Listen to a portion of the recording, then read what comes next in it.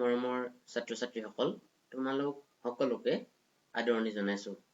আশা কৰো তোমালোক সকলো কুশলে আছা। আজি আমি ষষ্ঠ শ্ৰেণীৰ সমাজ বিজ্ঞানৰ ইতিহাস খণ্ডৰ 10টো অধ্যায় আদি প্ৰস্তৰ যুগ আলোচনা কৰিম।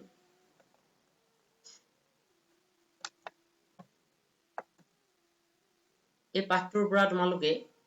আদিম মানুহৰ বিষয়ে জানিবৰ বাবে আমি যিবিলাক সমল ব্যৱহাৰ কৰোঁ বা যিবিলাক উৎস ব্যৱহাৰ কৰোঁ, সেই উৎসবিলাকৰ বিষয়ে জানিব পাৰিবা। আদিম মানুহৰ খাদ্য, বাসস্থান, সাজপাৰ এইবিলাকৰ বিষয়ে জানিব পাৰিবা। ইয়াৰ উপৰিও জুইৰ আৱিষ্কাৰ কেনেকৈ হৈছিল, আদিম যুগত মানুহে কেনেধৰণৰ সা-সঁজুলি ব্যৱহাৰ কৰিছিল, কেনেধৰণৰ আ-অলংকাৰ পৰিধান কৰিছিল, সেইসমূহৰ বিষয়ে জানিব পাৰিবা। ইয়াৰ লগতে আদিম মানুহৰ আমোদ প্ৰমোদৰ পন্থাবিলাক কি আছিল সেই বিষয়েও জানিব পাৰিবা। এতিয়া পাঠৰ গভীৰতালৈ যোৱাৰ আগতে আমি জানিব লাগিব প্ৰস্তৰ মানেনো কি। প্ৰস্তৰ মানে হৈছে শিল বা পাথৰ, আৰু যুগ শব্দটোৰ অৰ্থ আমি প্ৰত্যেকে জানো। যুগ মানে হৈছে সময় বা কাল। গতিকে শব্দৰ বুৎপত্তিগত অৰ্থৰ ফালৰ পৰা যদি আমি চাওঁ, তেতিয়াহ'লে প্ৰস্তৰ যুগ বুলি ক'লে আমি কি বুলি বুজি পাম? প্ৰস্তৰ যুগ হৈছে যি সময়ত মানুহে শিলৰ সঁজুলি ব্যৱহাৰ কৰিছিল। নহয়নে? ওপৰৰ ছবিকেইখন দেখিছানে? ইয়াতে মানুহে বিভিন্ন ধৰণৰ শিলৰ সঁজুলি ব্যৱহাৰ কৰিছে। চিকাৰ কৰা কাৰ্যত হওক বা অন্য ধৰণৰ কাৰ্যতে হওক, তেওঁলোকে কি কৰিছিলে? শিলৰ সঁজুলি ব্যৱহাৰ কৰিছিলে। গতিকে এই প্ৰস্তৰ যুগক আমি তিনিটা ভাগত ভাগ কৰি ল'ব পাৰো। প্ৰথমটো হৈছে আদি প্ৰস্তৰ যুগ, দ্বিতীয়টো হৈছে মধ্য প্ৰস্তৰ যুগ, আৰু তৃতীয়টো হৈছে নৱ প্ৰস্তৰ যুগ। এতিয়া আজি আমি পঢ়িব লগা পাঠটো কি ইতিমধ্যে গম পাইছো। পাঠটো হৈছে আদি প্ৰস্তৰ যুগ, আৰু এই আদি প্ৰস্তৰ যুগৰ সময়সীমা খ্ৰীষ্টপূৰ্ব 5 লাখৰ পৰা খ্ৰীষ্টপূৰ্ব 8000 বছৰলৈ বুলি ধাৰণা কৰা হৈছে। সাধাৰণতে আদি প্ৰস্তৰ যুগক মানুহৰ ব্যৱহৃত সঁজুলি আৰু বতৰ পৰিৱৰ্তনৰ ওপৰত ভিত্তি কৰি তিনিটা ভাগত ভাগ কৰি লোৱা হৈছে। সেইকেইটা হৈছে নিম্ন আদি প্ৰস্তৰ যুগ, মধ্য আদি প্ৰস্তৰ যুগ, আৰু তৃতীয়তে উচ্চ আদি প্ৰস্তৰ যুগ। এই আদি প্ৰস্তৰ যুগ আৰু নৱ প্ৰস্তৰ যুগৰ মাজৰ সময়ছোৱাক মধ্য আদি প্ৰস্তৰ যুগ বুলি কোৱা হয়। আৰু এই সময়ছোৱাত যিবিলাক সঁজুলি ব্যৱহাৰ কৰিছিলে, সেই সঁজুলিবিলাক খুব মিহি আছিলে, নিমজ আছিলে, আৰু সৰু আকৃতিৰ আছিলে। এতিয়া তোমালোকে এই ছবিখনলৈ মন কৰাচোন। এই ছবিখন চাই তোমালোকে দেখিছা কিছুমান মানুহে কি কৰি আছে? চিকাৰ কৰি আছে। এটা গাহৰি চাৰিওফালৰ পৰা বেৰি কৰি ধৰি কি কৰিছে? মাৰিবৰ কাৰণে চেষ্টা কৰিছে। আৰু কিছুমানে কি কৰিছে? গছ আদিৰ পৰা খাদ্য সংগ্ৰহ কৰি থকা আমি দেখিবলৈ পাইছো। গতিকে এই চিত্ৰটোৰ পৰা তোমালোকে নিশ্চয় অনুমান কৰিব পাৰিছা যে আদিম মানুহে বনৰীয়া জীৱ-জন্তু চিকাৰ কৰি, মাছ ধৰি, গছৰ ফল-মূল, শিপা, গুটি, পাত এইবিলাক সংগ্ৰহ কৰি খাইছিলে, আৰু সেইকাৰণে তেওঁলোকক মূলতঃ চিকাৰী অথবা খাদ্য সংগ্ৰহকাৰী বুলি আখ্যা দিয়া হৈছিলে। এতিয়া বৰ্তমান সময়ত যদি আমি এটা জীৱ-জন্তু আমি হত্যা কৰিব নোৱাৰো, হয় নে নহয়? হত্যা কৰাটো উচিতো নহয়, কিন্তু হত্যা কৰা কামটো বা মৰা কামটো কিমান সহজ হ'ল। এটা গুলি তাৰ কাৰণে যথেষ্ট। কিন্তু পুৰণি কালত কি কৰিব লগা হৈছিলে? বেৰি কৰি ধৰি অস্ত্ৰ লৈ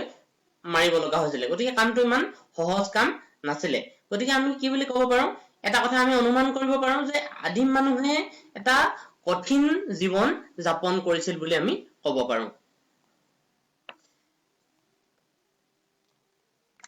এতিয়া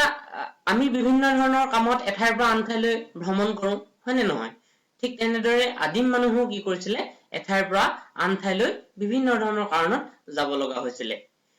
বিভিন্ন ধৰণৰ কাৰণ মানে কি? বৰ্তমান সময়ত আমি যিমান বিলাক কামৰ বাবে এঠাইৰ পৰা আন ঠাইলৈ যাওঁ, কিন্তু অতীত কালত বা আদিম মানুহৰ সময়ত বা আদি প্ৰস্তৰ যুগত বা প্ৰস্তৰ যুগত মানুহে ইমান বেছি কাৰণ নাছিলে যিবিলাকৰ কাৰণে এঠাইৰ পৰা আন ঠাইলৈ যাব লগা হয় বা ভ্ৰমণ কৰিব লগা হয়। কিন্তু বৰ্তমান সময়ত বিবিধ কাৰণ আছে। এতিয়া সেই প্ৰস্তৰ যুগত মানুহে কি কৰা হৈছিলে? এঠাইৰ পৰা আন ঠাইলৈ যাবৰ কাৰণে কোনবিলাক কাৰণ আছিলে? কিয় মানুহ এঠাইৰ পৰা আন ঠাইলৈ ঘূৰি ফুৰিছিলে তাৰ যদি আমি মূল কাৰণবিলাক বিশ্লেষণ কৰিবলৈ যাওঁ তেতিয়াহ'লে আমি তাৰ ভিতৰত প্ৰথমতেই ক'ব লাগিব কি খাদ্য সামগ্ৰীৰ সন্ধান তেওঁলোকৰ জীয়াই থকাটোৱে জীৱনৰ আটাইতকৈ ডাঙৰ প্ৰত্যাহ্বান আছিলে আৰু জীয়াই থাকিবৰ কাৰণে তেওঁলোকে কি কৰিব লগা হৈছিলে খাদ্য সামগ্ৰীৰ সন্ধান কৰিব লগা হৈছিলে এতিয়া বহুদিন যদি একে ঠাইতে বাস কৰি থাকে বাস কৰি থকাৰ ফলত কি হয় সেই ঠাইখনত খাদ্য সামগ্ৰীৰ নাটনি হ'বলৈ ধৰে আৰু নাটনি হ'বলৈ ধৰাৰ লগে লগে তেওঁলোকে কি কৰে খাদ্যৰ সন্ধানত এঠাইৰ পৰা আন এঠাইলৈ গতি কৰিছিলে বা গৈছিলে দ্বিতীয় কথাটো হ'ল এই কথাটো তেওঁলোকৰ খাদ্যৰ লগতেই জড়িত যিহেতু আমি গম পাইছো ইতিমধ্যে যে আদিম মানুহে কি কৰিছিলে চিকাৰ কৰি জীৱ-জন্তুৰ মঙহ খাই জীৱন নিৰ্বাহ কৰিছিলে এতিয়া জীৱ-জন্তুটো সদায় একে জেগাতে নাথাকে জীৱ-জন্তুৱে কি কৰে এঠাইৰ পৰা আন ঠাইলৈ গতি কৰে গতিকে জীৱ-জন্তুৰ গতিবিধি অনুসৰণ কৰি তেওঁলোকে কি কৰিছিলে তেওঁলোকৰ নিজৰো গতিবিধি পৰিৱৰ্তন কৰিছিলে গতিকে জীৱ-জন্তুৱে খাদ্য সন্ধানত যায় আৰু তেওঁলোকেও আদিম মানুহেও কি কৰে জীৱ-জন্তুৰ গতিবিধি অনুসৰণ কৰি নিজৰ খাদ্য সন্ধানত এঠাইৰ পৰা আন ঠাইলৈ যায় গতিকে সেইটো হ'ল দ্বিতীয় কাৰণ তৃতীয় কাৰণটো কি তোমালোকে জানা যে গছ-গছনিবোৰ এটা নিৰ্দিষ্ট ঋতুত ফুলে ফল হয় নে নহয় গতিকে কি হয় ঋতু অনুযায়ী বিভিন্ন ধৰণৰ ফল-মূল বিচাৰিও তেওঁলোকে কি কৰে এঠাইৰ পৰা আন ঠাইলৈ গতি কৰে চতুৰ্থ কাৰণটো হ'ল পানীৰ সন্ধান আমি জানো পানী হৈছে প্ৰাণীৰ প্ৰাণ গতিকে পানীৰ সন্ধানতো তেওঁলোক কি কৰিব লগা হৈছিল এঠাইৰ পৰা আন ঠাইলৈ যাব লগা হৈছিল যেতিয়া খৰালি হলে হ্ৰদ নদী নিজৰাৰ পানীবিলাক শুকাই যায় তেতিয়া আদিম মানুহে পানী বিচাৰি পানী থকা ঠাইলৈ গতি কৰিছিলে গতিকে আমি দেখিলো এই গোটেই কেইটা কাৰণ এই চাৰিটা কাৰণ কি হৈছে কেৱল খোৱাৰ লগতে বা খাই বৈ জীৱন নিৰ্বাহ কৰাৰ লগতেই জড়িত গতিকে তেওঁলোকে মূলতঃ এঠাইৰ পৰা আন ঠাইলৈ গৈছিল কি কাৰণে খাদ্যৰ সন্ধানত বুলি আমি ক'ব পাৰো বা এইটো পইণ্টৰ ভিতৰতে আমি গোটেইকেইটা লিখিব পাৰো তাৰ উপৰিও আমি যেনেকৈ সাম্প্ৰতিক সময়ত কি কৰো বন্ধু বৰ্গক লগ কৰিবৰ কাৰণে আত্মীয় স্বজনক লগ কৰিবৰ কাৰণে যাওঁ তেতিয়া তেওঁলোকেও কি কৰিছিলে এঠাইৰ পৰা আন ঠাইলৈ খুব কম পৰিমাণে আত্মীয় স্বজনক বা বন্ধু বৰ্গক লগ কৰিবৰ কাৰণে এঠাইৰ পৰা আন ঠাইলৈ গৈছিলে কিন্তু খুব কম আৰু তেওঁলোক যে গৈছিলে এঠাইৰ পৰা আন ঠাইলৈ কেনেদৰে গৈছিলে বাৰু এতিয়াৰ দৰে গাড়ী মটৰ আছিলে জানো নাই নিশ্চয় নহয়নে গতিকে তেওঁলোকে খোজকাঢ়ি এঠাইৰ পৰা আন ঠাইলৈ যাব লগা হৈছিলে সেই কথাটো আমি জানিব লাগিব এতিয়া আদিম মানুহৰ বৈশিষ্ট্যবিলাক কোনবিলাক বাৰু তাৰ প্ৰথম বৈশিষ্ট্যটো হ'ল আদিম মানুহৰ প্ৰথম বৈশিষ্ট্যটো হ'ল দলগত ভ্ৰমণ বা তেওঁলোকে দলগতভাৱে বাস কৰিছিলে কিয় দলগতভাৱে বাস কৰিছিলে কাৰণ তেওঁলোক আছিলে ক'ত গছৰ তলত গুহাত হাবিত হয়নে নহয় গতিকে বিভিন্ন ধৰণৰ হিংস্ৰ জীৱ-জন্তুৱে আক্ৰমণ কৰিব পাৰে আৰু সেই আক্ৰমণৰ পৰা ৰক্ষা পাবৰ কাৰণে তেওঁলোকে কি কৰিছিলে হততে দল বান্ধি ফুৰিছিলে বা দলগতভাৱে ভ্ৰমণ কৰিছিলে আৰু চিকাৰ কৰিবৰ কাৰণে এজনে যেহেতু অসুবিধা হয় এজনে নোৱাৰে গতিকে কি কৰিব লাগে দলগতভাৱে চিকাৰ কৰিব লগা হয় যি কাৰণতে নহওক সেই দলগতভাৱে মানুহে চিকাৰ কৰাৰ ফলতে হওক বা দলগতভাৱে ভ্ৰমণ কৰাৰ বাবেই হওক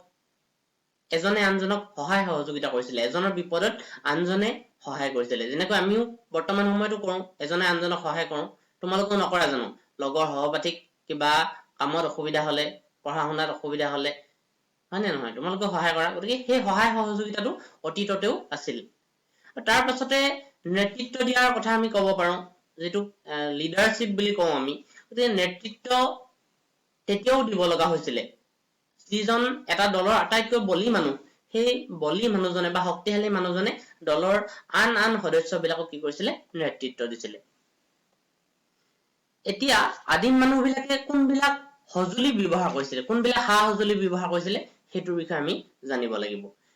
আদিম মানুহবিলাকে ব্যৱহাৰ কৰা সঁজুলিবিলাক এই চিত্ৰখনত চোৱাচোন ইয়াতে কি আছে কিছুমান শিল আছে হয়নে জীৱ-জন্তুৰ হাড় আছে দাঁত আছে হয়নে এইবিলাক কি কৰিছিলে তেওঁলোকে সা-সঁজুলি হিচাপে ব্যৱহাৰ কৰিছিলে যেহেতু তেওঁলোকৰ জীৱন যথেষ্ট বিপদসংকুল আছিলে বা কঠিন আছিলে মই এই কথাটো ইতিমধ্যে উল্লেখ কৰিছো গতিকে তেওঁলোকে কাম-কাজ কৰিবৰ কাৰণে বিভিন্ন ধৰণৰ আজিকালি যিমানবিলাক সা-সঁজুলি আছে গোটেই সা-সঁজুলিবিলাক বা অস্ত্ৰ-শস্ত্ৰবিলাক তেওঁলোকৰ নাছিলে তেওঁলোকে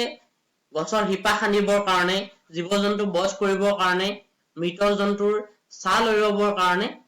এই ধৰণৰ যিবিলাক ছবিত তোমালোকে অস্ত্ৰ দেখিছা সেই অস্ত্ৰবিলাক ব্যৱহাৰ কৰিছিলে আৰু এই অস্ত্ৰবিলাক তেওঁলোকে নিজেই গঢ় দি লৈছিলে গম পাইছানে এতিয়া এই যে ছবিত দেখা সঁজুলিবিলাক ভূটাৰ নিচিনা লগা নাই নে অতি সাধাৰণ নিচিনা লাগিছে ভূটাৰ নিচিনা লাগিছে সহতাৰ নিচিনা লাগিছে নে নাই কিন্তু ক্ৰমে ক্ৰমে আদি প্ৰস্তৰ যুগৰ পৰা নৱপ্ৰস্তৰ যুগলৈ যেতিয়া গতি কৰিছিলে তেতিয়া কি হৈছিলে এই সঁজুলিবিলাক লাহে লাহে মিহি হৈ আহিছিলে মসৃণ হৈ আহিছিলে আৰু অধিক জোঙা হৈ আহিছিলে ইয়াৰ পিছতে আমি জুইৰ আৱিষ্কাৰৰ কথা যদি কওঁ তেতিয়াহলে দেখিম যে প্ৰত্নতত্ত্ববিদসকলে কি কৰিছে প্ৰাচীন যিবিলাক গুহা সেই গুহাবিলাক পৰিদৰ্শন কৰি গুহাবিলাকত কিছুমান ছাইড চিন দেখিবলৈ পাইছিলে আৰু সেই ছাইড চিনবিলাক দেখিবলৈ পাই তেওঁলোকে অনুমান কৰিছিল যে সেই আদিম যুগৰ মানুহবিলাকৰ কি আছে জুইৰ লগত পৰিচিত হৈছিলে লাহে লাহে কোনো চিকাৰী নাইবা খাদ্য সংগ্ৰহকাৰীয়ে জুইৰ লগত প্ৰথম চিনাকি হোৱা বুলি তেওঁলোকে অনুমান কৰে হয়তো খাদ্যৰ সন্ধানত এঠাইৰ পৰা আন ঠাইলৈ ঘূৰি ফুৰোতে হিলে হিলে ঘঁহা খাই কি হ'ব পাৰে জুইৰ ফিৰিঙতিৰ পৰা শুকান গছপাত বা কাঠৰ সংস্পৰ্শলৈ আহি জুইৰ সৃষ্টি হৈছিলে আৰু সেই জুইৰ সৃষ্টি হোৱাৰ পাছতে তাতে হয়তো বিভিন্ন ধৰণৰ জীৱ-জন্তু মৰিছিলে আৰু তাৰ পৰা সেই জীৱ-জন্তু খাই তেওঁলোকে কি কৰিছিলে বেছি টেষ্ট পাইছিলে হয় নে নহয় গতিকে টেষ্ট পোৱাৰ লগে লগে তেওঁলোকে লাহে লাহে কি কৰিলে জুইৰ ব্যৱহাৰ কৰিবলৈ শিকিলে কেঁচা মাংস খোৱাৰ পৰা তেওঁলোকে লাহে লাহে জুইত পোৰা মাংসটো যে বেছি খাবলৈ ধুনীয়া সেই কথাটো বুজি পালে আৰু বুজি পোৱাৰ ফলত জুই ব্যৱহাৰ কৰিবলৈ শিকিলে বুলি আমি অনুমান কৰিব পাৰো আৰু এই জুই ব্যৱহাৰটো মানৱ সভ্যতাৰ অগ্ৰগতিৰ এটা উল্লেখযোগ্য অধ্যায় বুলি আমি ক'ব লাগিব ইয়াৰ পিছতে মই কৈছো যিহেতু আ অলংকাৰৰ বিষয়ে আমি জানিম এতিয়া বৰ্তমান সময়ত আমি যিমান বিলাক আ অলংকাৰ পৰিধান কৰো আদিম যুগত নিশ্চয় তেনেকুৱা আ অলংকাৰ নাছিলে তথাপিও কিন্তু কি আছিলে আ অলংকাৰ আছিলে প্ৰথমতে মানুহে কাপোৰ পিন্ধিব নাজানিছিলে বা একো নিপিন্ধিছিলে উলংগ হৈ আছিলে তাৰ পিছত কি হ'ল তেওঁলোকে গছৰ বাকলি বা অন্যান্য বিভিন্ন ধৰণৰ জন্তুৰ হাড় দাঁত এইবিলাকৰ পৰা অলংকাৰ পাতি পৰিধান কৰি পিন্ধিবলৈ শিকিলে ইয়াত দেখিছা তোমালোকে ছবি কেইখনত তেওঁলোকে গছৰ বাকলি পিন্ধিছে ইয়াতে এই ল'ৰাটোৱে কি কৰিছে কাণত কিবা পিন্ধিছে ডিঙিটো কিবা কিবি পিন্ধি আছে হয় নে নহয় আৰু জন্তুৰ নোম থকা ছালেৰে কিবা এখন পিন্ধি আছে হয়নে গতিকে কি হৈছে বিভিন্ন ধৰণৰ এইবিলাক জন্তুৰ ছাল হওক নোমেৰে তৈয়াৰ কৰা বিভিন্ন ধৰণৰ পোছাক হওক জন্তুৰ হাড় দাঁত খোলা শিল এইবিলাকে তৈয়াৰ কৰা বিভিন্ন ধৰণৰ আ অলংকাৰ তেতিয়াও মানুহে পিন্ধিছিলে গতিকে আ অলংকাৰ পিন্ধি ভাল পোৱা যিটো মানসিকতা সেই মানসিকতাটো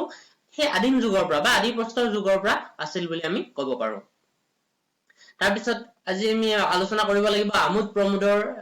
যিবিলাক ব্যৱস্থা সেই ব্যৱস্থাবিলাকৰ বিষয়ে আমোদ প্ৰমোদৰ কাৰণে আমি আজিকালি বিভিন্ন ধৰণৰ কাম কৰো কি কাম কৰো যেনেকৈ আমি নাচো গাওঁ ফুলনি বাগিচা পাতো খেল ধেমালি কৰো হয় নে নহয় কিন্তু আদিম যুগত এইবিলাক আছিল নে নাই আদিম যুগত আমি বৰ্তমান সময়ত আমোদ প্ৰমোদৰ বাবে যিমান বিলাক সামগ্ৰী ব্যৱহাৰ কৰো বৰ্তমান সময়ত বিশ্বায়নৰ যুগত আমি মোবাইলৰ পৰা আৰম্ভ কৰি টেলিভিছন বিভিন্ন ধৰণৰ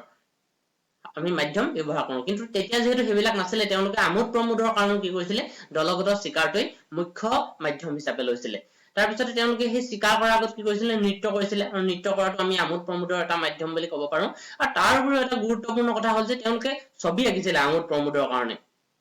ক'ত ছবি আঁকিছিলে গুহাত ছবি আঁকিছিলে কেনেদৰে আঁকিছিলে তাৰ কাৰণে ৰঙীন শিল গছৰ ছাল গুটি এইবিলাক ঘঁহি তেওঁলোকে ৰং তৈয়াৰ কৰিছিলে আৰু গুহাত অংকন কৰিছিলে গুহাত অংকন কৰাৰ লগে লগে আমি